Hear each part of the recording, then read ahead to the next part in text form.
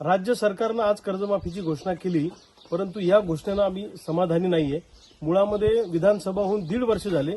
1.5 वर्षानंतर कर्जमाफीची घोषणा होते। ते शेतकरी आंदोलनाच्या रेट्यामुळे ही कर्जमाफीची घोषणा सरकारला करावी लागली आणि 2 लाखापर्यंतचीच कर्जमाफी आम्ही करू असा निर्णय मुख्यमंत्र्यांनी आज विधानसभेच्या सभागृहामध्ये जाहीर केला। आमचं म्हणणं आहे की किमान 5 लाखापर्यंतच्या शेतकऱ्यांचं कर्ज माफ व्हायला पाहिजे आणि कुठलेही जाचक अटी आणि निकष त्यात नको, सरसकट कर्जमुक्ती झाली पाहिजे अशी आम्हा सगळ्या शेतकऱ्यांची मागणी आहे आणि त्यामध्ये कुठल्याही अटी शर्तीविना ही कर्जमाफी झाली पाहिजे अशी आमची मागणी आहे। आणि इथून पुढे सोयाबीनला उत्पादन खर्चावर आधारित भाव, कापसाला उत्पादन खर्चावर आधारित भाव, इतर शेती पिकांना उत्पादन खर्चावर आधारित भाव जर दिला तर पुन्हा कर्जमाफी मागण्याची वेळ येणार नाही।